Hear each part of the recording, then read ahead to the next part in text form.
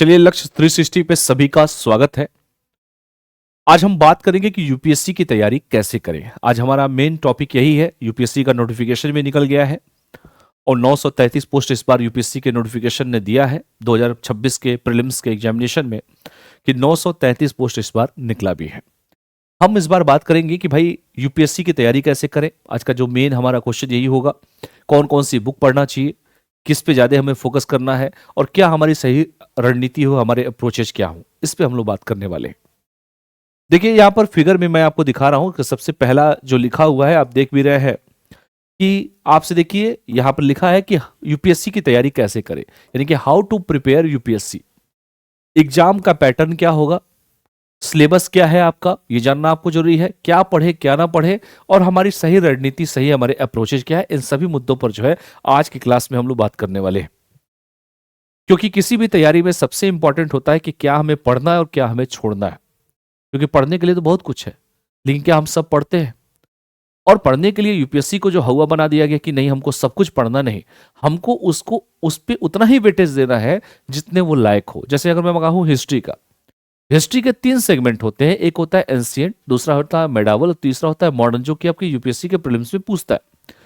History में अमूमन देखा गया है कि 15 से 20 क्वेश्चन हर साल प्रीलिम्स में पूछे जाते हैं, लेकिन सबसे ज्यादा क्वेश्चन देखेंगे तो वो मॉडर्न से पूछे जाते हैं, चाहे वो यूपीएससी हो, चाहे वो स्टेट पीसीएस हो। तो ये सब चीजें आप सभी को जानना है।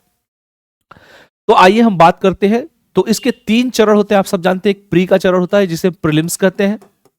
प्री देने के बाद आप मेंस देते हैं और मेंस देने के बाद आपको इंटरव्यू के लिए कॉल आता है। ठीक है, तो इसके 3 आपके क्या होते हैं, 3 आपके चरण होते हैं और तीनों चरणों को लेकर जो है हम चर्चा परिचर्चा आप सभी से करने वाले हैं।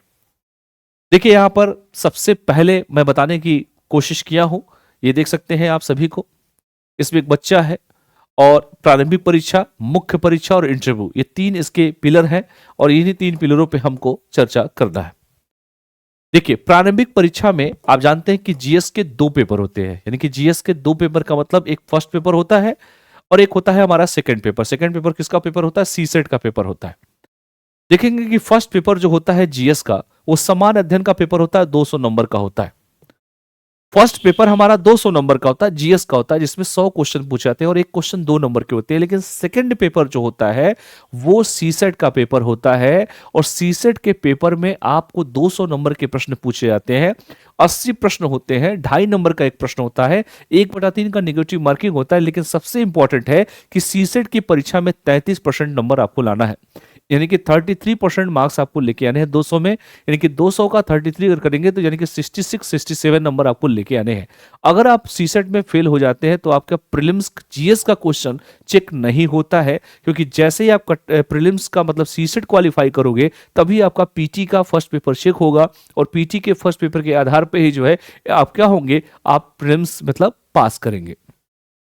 तो यही इसीलिए मैंने यहां लिखा है कि समान अध्ययन का 200 नंबर का पेपर होता है। Second paper civil service aptitude test का होता है, जिसमें 33% मार्क्स लाके क्वालिफाई करना होता है, यानी कि 66-67 नंबर अगर आप लेके आते हैं सीसेट में तो आप परीक्षा को क्वालिफाई कर सकते हैं। देखिए तो ये क्या होगा, ये सिर्फ आपके मल्टीपल चॉइस क्वेश्चन होते हैं, ऑब्जेक्टिव क्वेश्चन होते हैं। प्रीलिम्स का पेपर सिर्फ और सिर्फ छटनी का पेपर होता है, असली लड़ाई आपकी मेंस की होती है। जो लोग पीटी को क्वालिफाई करते हैं, यानी कि सीसेट को क्वालिफाई कर लिया और जीएस के प्रीलिम्स के फर्स्ट पेपर में अगर आपने नंबर ऑफ क्वेश्चन, मान लीजिए हम करेंगे 50 क्वेश्चन जिसका है वो पीटी क्वालिफाई करेगा, तो जिसका 50 से ज्यादा होगा वही क्वालिफाई करेगा। तब मेंस के लिए बुलाया था। मेंस कितने नंबर का होता है? देखो, मेंस होता है टोटल 1750 नंबर का, 1750 का आपका मेंस होता है। ठीक है, तो 1750 नंबर का आपका क्या होता है? मेंस होता है, जिसमें 250 नंबर का एस्से पूछा जाता है। एस्से मतलब निबंध कहते हैं। निबंध मतलब बिना बंधन रहित। निबंध क्या होता है? एक बंधन, बिना बंधन रहित। तो 250 नंबर का आपसे एस्से पूछा जाएगा। ठीक है, तो आपको एस्से लिखना होगा। दूसरा, समान अध्ययन के 4 पेपर होते हैं, देख सकते हैं, first paper, second paper, third paper and fourth paper. ये जितने भी पेपर होते हैं वो 250 नंबर के होते हैं। टोटल देखेंगे 1000 नंबर का, 1000 मार्क्स के जीएस के 4 पेपर होते हैं। अभी सब पे हम डिस्कशन करने वाले हैं। उसके बाद हमारा वैकल्पिक विषय होता है, यानी कि ऑप्शनल सब्जेक्ट जिसे कहते हैं। ऑप्शनल सब्जेक्ट 500 नंबर का होता है और ऑप्शनल में 2 उसके पार्ट होते हैं, एक फर्स्ट पार्ट 250 नंबर का और सेकंड पार्ट 250 नंबर का, यानी कि ऑप्शनल टोटल 500 नंबर का आपका होता है। 250 नंबर के। उसके बाद आपका लैंग्वेज का क्वेश्चन पूछा था, लैंग्वेज यानी कि भाषा प्रश्न। और भाषा क्या होती है, वो क्वालिफाई करनी पड़ती है, चाहे अंग्रेजी हो चाहे वो हिंदी हो, ये दोनों के दोनों लैंग्वेज के प्रश्न आपसे पूछे जाते हैं और इसमें आपको क्वालिफाई करना होता है। यानी कि ये दोनों के दोनों 300 नंबर के होते हैं, चाहे अंग्रेजी भी 300 नंबर का होगा, आपका हिंदी या 8वीं अनुसूची में वर्णित कोई भी भाषा, लेकिन 300 नंबर में आपको 300 नहीं लाना है, आपको सिर्फ और सिर्फ 25% मार्क्स लेके आने हैं। यानी कि 75 नंबर, अगर हिंदी क्वालिफाई करना है तो 75 नंबर लाना होगा, अंग्रेजी क्वालिफाई करना होगा तो 75 नंबर लाना होगा। और जैसे ही दोनों पेपर को आप क्वालिफाई कर लोगे तभी जो है आपका ये पूरा का पूरा जोड़ा जाएगा। अगर क्वालिफाई नहीं होते हैं तो फिर कोई मतलब नहीं। इसीलिए मैंने कहा कि सही रणनीति, सही अप्रोच को जानना बहुत ही जरूरी होता है कि भाई आपकी सही रणनीति क्या है, आप कौन सी रणनीति निकाल रहे हो जिससे आप पेपर को क्वालिफाई कर रहे हो। अमूमन लोग क्या करते हैं, निबंध अच्छा से नहीं लिखते हैं। अमूमन लोग ऐसा करते हैं कि भाई वो हिंदी को बड़ा हल्के में ले लेते हैं या इंग्लिश को बड़ा हल्के में ले लेते हैं। तो हल्के में नहीं लेना है, आपको क्वालिफाई करना है, क्योंकि आप एज ए ब्यूरोक्रेट्स, ये सरकार चाहती है आपसे, यूपीएससी डिमांड करती है कि इंग्लिश का भी नॉलेज आपको होना चाहिए। क्लियर है सबको? हिंदी में जरूर आप परीक्षा दीजिए, लेकिन कम से कम इंग्लिश इतना भी तो हो कि 25% मार्क्स आप परीक्षा में लेकर आए। इसलिए हिंदी और अंग्रेजी दोनों को क्वालिफाई किया गया है, 300 नंबर का दोनों का पेपर है और इसमें 25% मार्क्स लेके आने हैं, दोनों में अलग अलग, यानी कि 75 हिंदी में भी और 75 अंग्रेजी में भी। उसके बाद ये सारी चीजें, मान लीजिए इसमें बहुत अच्छा आप कर देते हो, इसमें अच्छा नहीं कर पाते हो, तो फिर कोई मतलब नहीं है, फिर आप जो है सीधे जीरो पे आ जाओगे। इसलिए मैंने कहा कि आपको ये जरूर जानना चाहिए कि क्या हमें पढ़ना है, क्या हमें छोड़ना है, ये चीजें भी आप कभी को क्रिस्टल क्लियर होना चाहिए।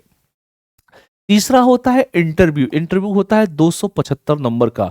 इंटरव्यू का मतलब क्या होता है, यानी कि साक्षात्कार होता है, और साक्षात्कार होता है 275 नंबर का, यानी कि मुख्य परीक्षा के साथ जैसे ही साक्षात्कार जोड़ दिया जाता है, यानी कि 2025 नंबर का ये पेपर होता है। कितने का? ये टोटल जो लड़ाई होती है वो 2025 नंबर की होती है। तो साक्षात्कार को लेकर जो है आपका फाइनल जो रिजल्ट बनेगा वो 2025 नंबर पे आपका बनेगा। तो आपको पीटी तो पास करना है, सिर्फ क्वालिफाई करना है आपको। मेंस के नंबर आपके जुड़ते हैं और मेंस के नंबर के आधार पर ही जो है आपको इंटरव्यू के लिए कॉल किया जाता है। तो ये भी बात आप सभी को याद रखना है। हिंदी और इंग्लिश में बस असली यही है कि आप हिंदी और इंग्लिश में 25% मार्क्स लेकर आइए। आइए थोड़ा सा हम सिलेबस पे बात कर लेते हैं कि सिलेबस क्या क्या हमारा है। सिलेबस देखिए, सिलेबस दिया हुआ है जी, प्रीलिम्स का सिलेबस देखिए क्या क्या दिया है आपके सिलेबस में। फर्स्ट पेपर में अगर आप देखें, सामान्य अध्ययन के पेपर में फर्स्ट पेपर देखिए तो यहां लिखा है कि राष्ट्रीय और अंतर्राष्ट्रीय महत्व के समसामयिक घटनाक्रम, यानी कि national and international current affair आपसे पूछा जाएगा। जो भी आप करंट अफेयर पढ़ते हैं या भारत सरकार की जो भी योजनाएं हैं, मतलब जो करंट अपडेट है उससे प्रश्न आपसे पूछे जाएंगे, चाहे राष्ट्रीय स्तर पे हो चाहे अंतर्राष्ट्रीय स्तर पर, यानी कि नेशनल और इंटरनेशनल करंट अफेयर आपका सिलेबस में दिया है। दूसरा दिया है कि भारत का इतिहास एवं भारतीय राष्ट्रीय आंदोलन, यानी कि इंडियन हिस्ट्री की बात की जा रही है, चाहे एंशिएंट हो, चाहे मेडावल हो, चाहे मॉडर्न हो या आर्ट एंड कल्चर हो, ये सभी आपके प्रीलिम्स के सिलेबस में दिया हुआ है। इसके साथ साथ भारत एवं विश्व का भूगोल, जिसमें भौतिक, सामाजिक, आर्थिक सभी आपसे पूछे जाएंगे। उसके बाद भारतीय राज्य व्यवस्था एवं शासन व्यवस्था, संविधान, राजनीतिक प्रणाली, पंचायती राज व्यवस्था, सार्वजनिक लोकनीति, अधिकार संबंधी मुद्दे से भी प्रश्न आपके परीक्षा में पूछे जाएंगे। इसके साथ ही साथ आर्थिक और सामाजिक विकास जो है, यानी economic and social development, sustainable development, गरीबी हुआ, समावेशन हुआ, जननांकी हुआ, सामाजिक क्षेत्र कार्यक्रम इत्यादि से भी प्रश्न आपकी परीक्षा में पूछे जाएंगे। इसके साथ साथ एनवायरमेंट एंड इकोलॉजी से प्रश्न आपके पूछे जाएंगे, बायोडायवर्सिटी से प्रश्न आपके पूछे जाएंगे, क्लाइमेट चेंज से प्रश्न आपके पूछे जाएंगे, और इससे रिलेटेड जो करंट अपडेट है वो भी आपसे पूछा जाएगा। ये आपके प्रीलिम्स के सिलेबस में दिया हुआ है। इसके साथ साथ सामान्य विज्ञान यानी कि साइंस टेक से भी जो है आपके प्रश्न आपसे पूछे जाएंगे, जैसे पीएसएलवी क्या हुआ, अग्नि मिसाइल क्या हुआ, बैलिस्टिक मिसाइल क्या हुआ, ये सब जो साइंस टेक के पार्ट है वो भी प्रश्न आपसे परीक्षा में पूछे जाएंगे, जिसमें बायो भी रहेगा, फिजिक्स के भी कुछ क्वेश्चन रहेंगे, केमिस्ट्री के भी कुछ क्वेश्चन रहेंगे और साइंस टेक के भी क्वेश्चन आपसे परीक्षा में पूछे जाएंगे। तो ये भी आप सभी को याद रखना है। यानी कि इसमें देखेंगे तो हिस्ट्री भी है, पॉलिटी भी है, इकोनॉमी भी है, ज्योग्राफी भी है, एनवायरमेंट भी है, साइंस टेक भी है, तो कुछ छूटा नहीं है। इसको सबको पढ़ना है और नेशनल इंटरनेशनल करंट अफेयर भी आपका दिया हुआ है। यहां देखिए सेकंड पेपर सीसेट का, सिविल सर्विस एप्टीट्यूड टेस्ट, इसमें आपसे हिंदी कॉम्प्रिहेंशन पूछेगा, एक पैसेज दे देगा अनसीन पैसेज, उससे प्रश्न पूछेगा। दूसरा है interpersonal skill and including communication skill, यानी कि अंतर व्यक्तित्व क्षमता से भी प्रश्न आपके पूछे जाएंगे, लॉजिकल रीजनिंग से प्रश्न पूछे जाएंगे एंड एनालिटिकल एबिलिटी से प्रश्न आपके पूछे जाएंगे। इसके बाद decision making and problem solving से भी प्रश्न आपकी परीक्षा में पूछे जाएंगे। जनरल मेंटल एबिलिटी यानी कि मैथ से भी प्रश्न आपके पूछे जाएंगे, बेसिक न्यूमरेसी यानी क्लास 10th लेवल के भी पूछे जाएंगे, और डेटा इंटरप्रिटेशन यानी कि डीआई जिसे कहते हैं, और डीआई में भी दिया हुआ है कि चार्ट वाला, ग्राफ वाला, टेबल वाला और डाटा जो है सफिशियंसी और क्लास 10th लेवल का भी आपसे प्रश्न पूछा जाएगा। तो ये पूरा सिलेबस किसका है? ये पूरा सिलेबस है आपके प्रीलिम्स के एग्जामिनेशन का सिलेबस है। तो प्रीलिम्स के एग्जामिनेशन में ये जीएस का सिलेबस है, ये आपका सीसेट का सिलेबस है, जिसमें इंटरपर्सनल स्किल है, जिसमें रीजनिंग है, जिसमें मैथ है, जिसमें डीआई है। आपसे प्रश्न आपसे परीक्षा में पूछे जाएंगे। बस ये याद रखिएगा, सीसेट को क्वालिफाई करना है, 33% मार्क्स लाने हैं। जब सीसेट क्वालिफाई होंगे तभी ये जीएस का पेपर आपका चेक होगा। तो ये प्रीलिम्स का सिलेबस था। इसके बाद हम बात करते हैं मेंस के सिलेबस पे।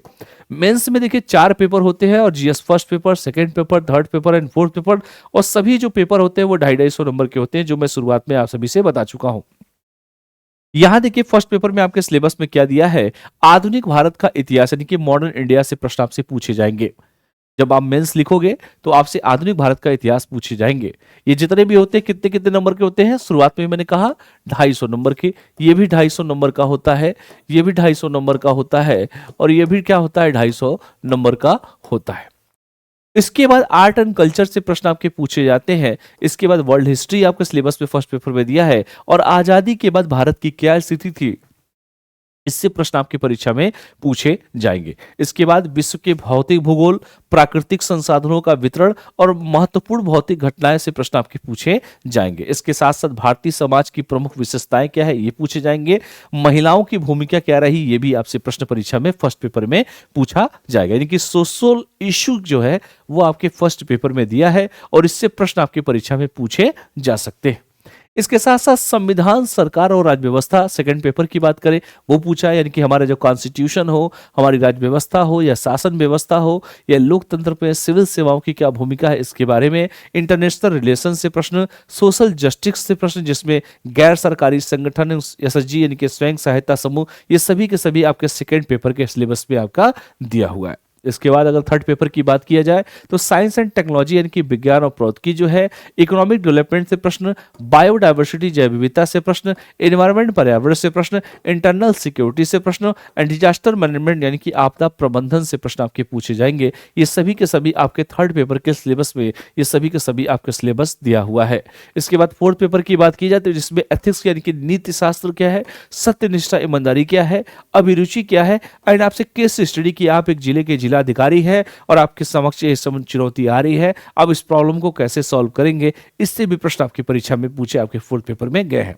तो पहले तो आप सभी को first paper, second paper, third paper and fourth paper कम से कम सिलेबस तो जान लीजिए कि सिलेबस में क्या क्या दिया हुआ है। चाहे इंटरनल सिक्योरिटी हो, चाहे सोशल इशू हो, चाहे एथिक्स हो, चाहे वो हिस्ट्री हो, चाहे वो पॉलिटी हो, चाहे ज्योग्राफी हो, चाहे वो साइंस टेक हो, चाहे इन्वायरमेंट एंड इकोलॉजी हो, चाहे डिजास्टर मैनेजमेंट हो, चाहे वो एथिक्स हो, चाहे इंटीग्रिटी हो, सब आपके सिलेबस में दिया हुआ है। तो अच्छे से सिलेबस को अच्छे से पहले देख लीजिए। इसके बाद क्या पूछा जाएगा कि भाई कौन कौन सी हमको किताब पढ़नी है। अगर आप लोग का जो क्वेश्चन होता है कि सर हमें ये बता दीजिए कि किस राइटर की हम किताब पढ़ें, भाई हमको ये बता दीजिए कि किस राइटर की हम किताब पढ़ें जिससे हमारा काम चल जाएगा। तो अगर मुझसे किताब के बारे में अगर आप लोग पूछोगे तो मैं कहूंगा कि देखिए सबसे पहले इतिहास, क्योंकि मेरा ऑप्शनल है इतिहास है, तो मैं इतिहास पे सबसे ज्यादा फोकस करूंगा। इतिहास के लिए मेरे हिसाब से आप सभी को इतिहास के लिए क्या पढ़ना होगा, प्राचीन भारत का इतिहास, मध्यकालीन भारत का इतिहास यानी कि ancient India and medieval India, class 11th की जो एनसीईआरटी आती है उसको पढ़िए। अगर मॉडर्न इंडिया पढ़ना हो तो क्लास 12th की एनसीईआरटी आती है, उसको आप लोग पढ़ सकते हैं। यानी कि बिपिन चंद्रा साहब की किताब भी आती है, उसको भी आप पढ़ सकते हैं। अगर समकालीन विश्व का इतिहास पढ़ना है यानी कि वर्ल्ड हिस्ट्री वाला, तो क्लास मतलब इसका पार्ट 1 पार्ट 2 दोनों दिया है। क्लास 9th की एनसीईआरटी और डीएन वर्मा साहब की किताब आती है, उसको पढ़ सकते हैं।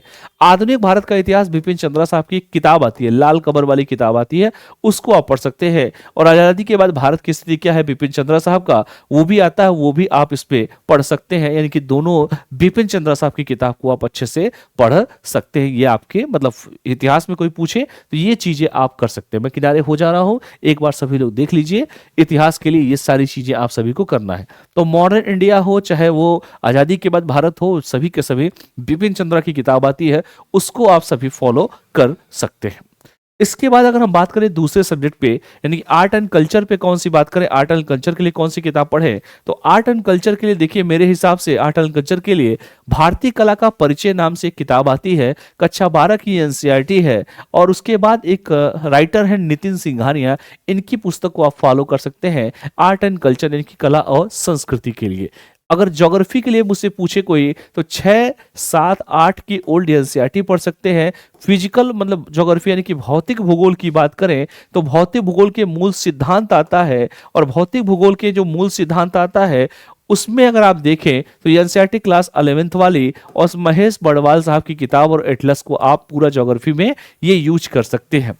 इसके साथ साथ भारतीय समाज सोशल जो हमारा इंडियन सोसाइटी है, जिसमें कक्षा 12th की एनसीईआरटी को पढ़ सकते हैं। योजना की मैगजीन, कुरुक्षेत्र की मैगजीन, समाचार पत्र और इंटरनेट का प्रयोग कर सकते हैं। इस सिलेबस में मतलब जो दिया है उसके लिए जो बेस्ट किताब है वो किताब मैं आप सभी को प्रेफर कर दे रहा हूँ, ये चीजें आप पढ़ सकते हैं। इसके साथ साथ अगर हम पॉलिटी की बात करें कि भारतीय राज्य व्यवस्था से कौन कौन से प्रश्न है या भारतीय राज्य व्यवस्था के लिए कौन कौन सी किताबें पढ़नी चाहिए, तो मैं ये कहूंगा कि भारत का संविधान जो है सिद्धांत एवं व्यवहार क्लास 11th की एनसीईआरटी आती है वो पढ़ सकते हैं। और यम लक्ष्मीकांत की एक रेफरेंस बुक आती है। ये क्या है यम लक्ष्मीकांत? ये यम लक्ष्मीकांत की एक रेफरेंस बुक होती है, मोटी सी किताब होती है, उसको आप लोग पढ़ के अपना बेसिक क्लियर कर सकते हैं कि भाई सीएजी क्या होता है, लोक लेखा परीक्षक क्या होते हैं, ठीक है, या लोक लेखाधिकारी क्या होते हैं, लोक लेखा समिति क्या होती है। अगर शासन व्यवस्था की बात की जाए तो सेकंड एआरसी की रिपोर्ट और कौन कौन सा, पहला वाला, चौथा वाला, 9, 10th, 11 एंड 12th, ये एआरसी की रिपोर्ट को ये टॉपिक आप उठा के इसमें पढ़ सकते हैं। इसके साथ साथ समाचार पत्र कोई भी न्यूज मैगजीन देख सकते हैं, चाहे दैनिक भास्कर हो, टाइम्स ऑफ इंडिया हो, दैनिक जागरण हो राष्ट्रीय संस्करण वाला, इसके साथ साथ जो है द हिंदू हो, कोई भी न्यूज़पेपर, और PIB press bureau of India की वेबसाइट को आप विजिट कर सकते हैं। इसके साथ साथ नेशनल बुक ट्रस्ट पब्लिकेशन की सुशासन की किताब आती है, इसको भी आप देख सकते हैं। सामाजिक न्याय में जितने भी कोई भी मंथली एक मैगजीन को उठा लीजिए। समाचार पत्र तो डेली पढ़ते रहिए क्योंकि न्यूज़पेपर आपको जीवन में बहुत कुछ सिखाता है। हिंदी के लिए कम न्यूज़पेपर है भी लेकिन काम के नहीं है, लेकिन कोशिश करिए कि इंग्लिश के न्यूज़पेपर पढ़िए, जैसे द हिंदू हुआ, टाइम्स ऑफ इंडिया हुआ, इंडियन एक्सप्रेस हुआ। ये चीज़ें जो है जो मतलब ऑथेंटिक जो आती हैं, और खास करके जीएस के पेपर में जो स्टैटिक और करंट को जोड़ के जो प्रश्न पूछे जाते हैं, तो आप उसके बड़ा ही हेल्प आपको साबित होगा। इसके साथ साथ इंटरनेशनल रिलेशन के लिए मिनिस्ट्री ऑफ एक्सटर्नल अफेयर्स की वेबसाइट को देख सकते हैं। समाचार पत्र और मासिक पत्रिका का भी यूज कर सकते हैं इंटरनल रिलेशन के लिए, यानी कि इंटरनेशनल रिलेशन के लिए ये यूज कर सकते हैं। इसके साथ साथ अगर हम बात करें विज्ञान और प्रौद्योगिकी यानी कि साइंस एंड टेक्नोलॉजी की बात करें, तो साइंस एंड टेक्नोलॉजी में देख सकते हैं समाचार पत्र को यूज कर सकते हैं, मासिक पत्रिका कोई भी यूज कर सकते हैं, साइंस रिपोर्टर की पत्रिका थी उसको देख सकते हैं, स्पेक्ट्रम या सिल्वन सिंह की किताब आती है विज्ञान और प्रौद्योगिकी का विकास का, ये भी आप यूज कर सकते हैं साइंस एंड टेक्नोलॉजी के लिए। इसके साथ साथ इकोनॉमी के लिए कौन कौन सी यूज करना है, तो भारतीय अर्थव्यवस्था की एक बुक आती है रमेश सिंह एक टीचर भी है और एक राइटर भी है, तो इनकी किताब को अच्छे से पढ़ सकते हैं आप। इसके साथ साथ एनसीईआरटी 11th और 12th क्लास की पढ़ सकते हैं, मासिक कोई पत्रिका ले सकते हैं, समाचार पत्र का यूज कर सकते हैं, और बजट और इकोनॉमिक सर्वे ऑफ इंडिया जो अभी बजट आई है भारत सरकार की, जो है इस साल की 9वीं बार वित्त मंत्री निर्मला सीतारमण ने बजट प्रस्तुत किया है। तो जो बजट आया है, हर साल बजट आता है, इस बार भी 1 फरवरी को बजट आया है, तो बजट से भी आपके प्रश्न पूछे जाते हैं, तो वो भी आप इसमें देख सकते हैं। इसके साथ साथ इन्वायरमेंट एंड इकोलॉजी के लिए क्या क्या देखना है, तो इन्वायरमेंट एंड इकोलॉजी के लिए यानी कि पर्यावरण और पारिस्थितिकी की बात करें तो जीव विज्ञान यानी कि बायोलॉजी की बात करें तो क्लास 12th लेवल की एनसीईआरटी के अंत के 4 अध्याय को आप देख सकते हैं। इसके साथ साथ माजिद हुसैन साहब की किताब आती है पर्यावरण और पारिस्थितिकी की, और समाचार पत्र और मासिक पत्रिका को आप यूज कर सकते हैं। इसके साथ साथ इंटरनल सिक्योरिटी की बात की जाए तो समाचार पत्र, मासिक पत्रिका, पीआईबी, अशोक कुमार आईपीएस और विपुल अरेकांत यानी कि भारत की आंतरिक सुरक्षा और मुख्य चुनौतियां, इससे भी आप प्रश्न कर सकते हैं। इसके साथ साथ आपदा प्रबंधन की बात की जाए यानी कि डिजास्टर मैनेजमेंट की बात की जाए तो सेकंड एआरसी की थर्ड रिपोर्ट एनडीएमए यानी कि नेशनल डिजास्टर मैनेजमेंट अथॉरिटी की गाइडलाइंस और समाचार पत्र, मासिक पत्रिका और पीआईबी आप यूज कर सकते हैं। इसके साथ साथ एथिक्स, इंटीग्रिटी, नैतिकता की बात की जाए तो सेकंड एआरसी की चौथी रिपोर्ट, सेकंड एआरसी की 12th रिपोर्ट और जी सुब्बाराव जो है इलेक्शन क्रॉनिकल की किताब आप पढ़ सकते हैं। इसके साथ सामान्य विज्ञान की बात की जाए तो जीव विज्ञान क्लास 12 की एनसीईआरटी को यूज कर सकते हैं। या हम समसामयिकी या करंट अफेयर की बात करें तो करंट अफेयर के लिए आप क्या कर सकते हैं, कोई भी न्यूज़पेपर पढ़ सकते हैं, मासिक कोई पत्रिका पढ़ सकते हैं, योजना की किताब आती है, इंडिया ईयर बुक आता है, इंटरनेट साइट्स जैसे PIB.NIC.in यानी कि press bureau of India, national information centre dot India और PRS इंडिया ORG और इंडिया गवर्नमेंट.in, इन सभी वेबसाइट को भी आप फॉलो कर सकते हैं। ये सारी चीजें मैं इसलिए बता रहा हूं कि कम से कम बार बार ये क्वेश्चन ना आए कि भाई कौन सी बुक पढ़ें, क्या छोड़ें, तो कम से कम एक हैबिट बना रहे आप सभी का कि इन चीजों को आपको क्या करना है, फॉलो करना है। ठीक है, तो मैंने शुरुआत से ही, क्योंकि प्रीलिम्स की तैयारी कैसे करें, मेंस की तैयारी कैसे करें, कौन कौन से बुक को फॉलो करें, कौन कौन से राइटर को फॉलो करें, कौन कौन सी अच्छी किताबों को फॉलो करें, किस एआरसी की रिपोर्ट को पढ़ना है, इन सभी मुद्दों पर हमने परिचर्चा आज की क्लास में की। तो आप एक रणनीति बनाइए, एक सही अप्रोच बनाइए प्रीलिम्स पास करने का। फिर ये अप्रोच बनाइए कि मेंस को कैसे हम पास करें, हिंदी को कैसे क्वालिफाई पास करें, इंग्लिश क्वालिफाई कैसे पास करें, निबंध कैसे हम अच्छा लिखें, जीएस के 4 पेपर को कैसे बढ़िया करें, ऑप्शनल को कैसे चूज करें और ऑप्शनल में बेहतर नंबर कैसे ले आए। इन सभी मुद्दों पर जो है हमने आज परिचर्चा किया है। तो मुझे उम्मीद है कि आप लोग को चीजें समझ में आई होंगी। आप लोग कमेंट करके मुझे बता दीजिए कोई समस्या होगी तो आज पढ़ो, चाहे आज के 10 साल बाद पढ़ो, हमेशा ये काम देगा कि कैसे सिविल सर्विस की तैयारी करें। बस एक चीज कहूंगा कि एक भरोसा रखिए, जिससे भी आप पढ़ते हैं उस मेंटर पे भरोसा रखिए और अच्छे नोट्स को पढ़िए। यूपीएससी रिलेटेड जो भी क्वेश्चंस हैं, मैं बहुत सारे हिस्ट्री के, पॉलिटी के क्वेश्चन मैं कराता भी हूं, तो उसको जाके प्रीवियस सब देख सकते हैं किस तरह के प्रश्न पूछे जाते हैं। और मैं भी कोशिश करूंगा कि और भी प्रश्नों के साथ जो है मैं उपस्थित रहूं ताकि आप लोग को और भी चीजें क्रिस्टल क्लियर हो सके। तो कमेंट करके बताइएगा कि नेक्स्ट वीडियो किस पर मैं बनाऊं। बहुत जल्दी वीडियो आप लोग को लेकर आऊंगा। बहुत बहुत धन्यवाद। Thank you all of you. Thank you.